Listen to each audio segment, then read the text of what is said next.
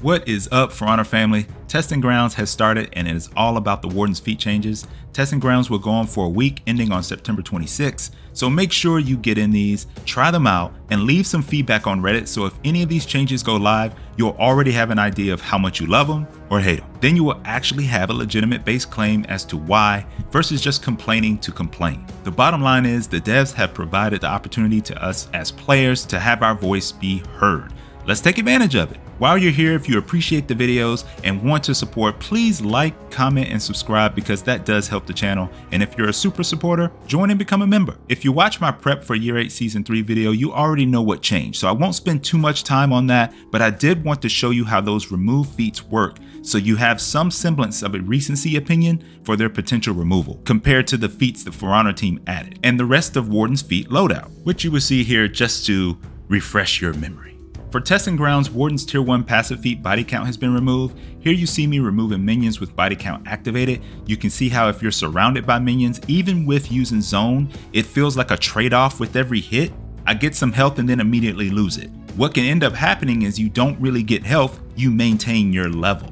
Now you see me using the new Tier 1 passive feat in Testing Grounds Death Toll. Warden is getting more HP and stamina as the minions are taken out, making it more advantageous for Warden, but also the team, because now when the opposing team engages Warden, he isn't stuck or she isn't stuck at that neutral point health-wise like with body count, or worse if fighting pikemen. Y'all know how them pikemen can be. This is a greater benefit to Warden protecting mid and gives the hero a more definitive purpose for players that want to use Warden as a support hero. With Warden's new Tier 1, you will definitely be less afraid of the pikemen. As a matter of fact, I charged into a group of pikemen and came out on top, which is crazy. And that's usually fighting a losing battle with many heroes, and also considered an unnecessary risk. It really does feel like Warden is a great choice for mid now if you choose this Tier 1. Now let's take a look at the Tier 2 feat, Fiat Lux. You can clear minions and regain that little bit of health with this feat. And also in Year 8 Season 3, they made it so this feat can do 5 damage to enemy. It's always nice to get a little damage off a feat.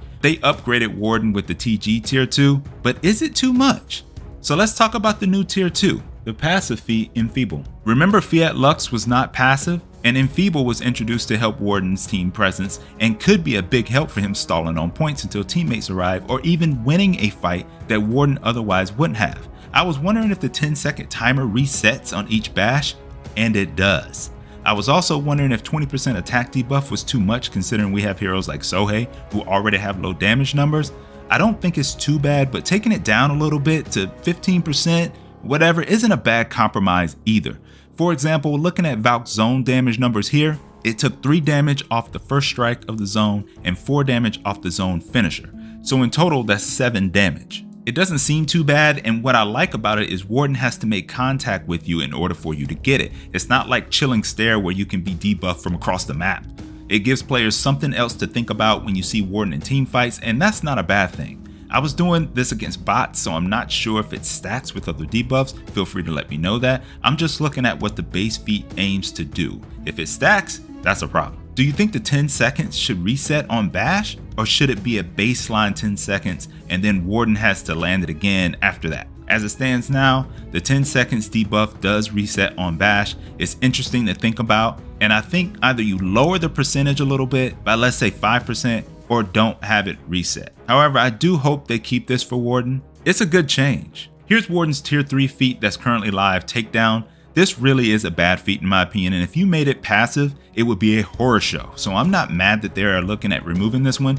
In its current state, there's no reason anyone should be running this feat in a match. In Testing Grounds, the Takedown Tier 3 was replaced with Total Recovery. This is where a Warden revive will bring his teammate back to full health. The beauty about this is that it's a passive feat.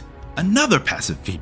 I love this feat for a number of reasons. Number one, there's already a revive perk in the game that allows you to heal your teammates to 75%. I use it for my Nobu. So in my opinion, this feat needed to be stronger than that, especially being a Tier 3, and it is. Number two, it absolutely could play a huge role in you winning a match at the end, especially reviving a teammate in mid when you have no zones. Number three, I like that it's a Tier 3, so it's not like you will have it all match. And Warden doesn't have the fast revive perk, so equipping this feat shows a commitment to supporting your teammates since this is a Tier 3 that is for the most part out of your control.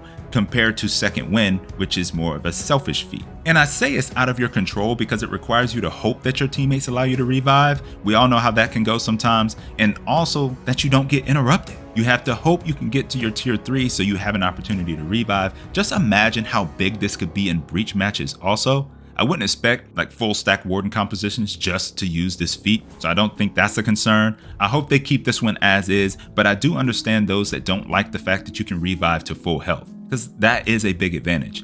Here's Warden's tier 4 feat Catapult in action. You won't be able to see well here because there are minions and they go down when you breathe on them, but it deals massive damage in the middle and less damage on the outside portion of the AoE.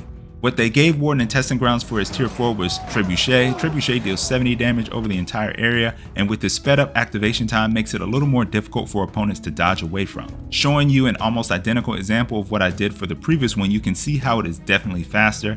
I did notice something interesting with the damage numbers though, and was curious if any of you could help me kind of clear this up. But you see where I have 42 damage and 70 damage that was done here during this breach match? Is that 42 damage that I did to my own catapult? Kind of looks like it. It makes sense if that was the case, but I wanted to make sure because I've never tried to blow my own RAM up before, but it's good to know. You also see here where I used it on the commander, but it only did 25 damage. On the den, they mentioned it was 70 damage over the entire area. I don't think the commander escaped the area like Warlord did, so shouldn't that have been 70 damage? Even so, I'm a fan of speeding this tier 4 up, but with it being a tier 4, I want the damage numbers up to 80. I don't think I'm asking for too much there.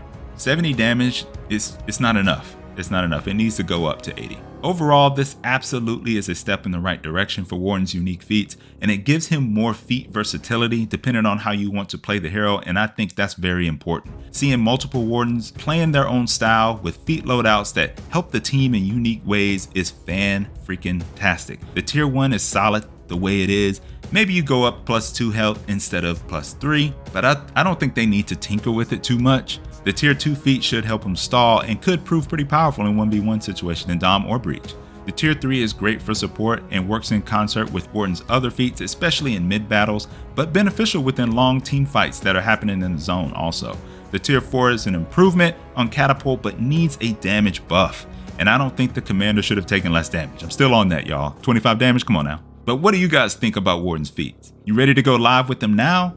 Or not so fast, my friend? Let me know in the comments. I hope you guys enjoyed this video. Once again, I would appreciate it if you could like, comment, and sub if you haven't already. That's all I have for this one. Appreciate y'all more than you know.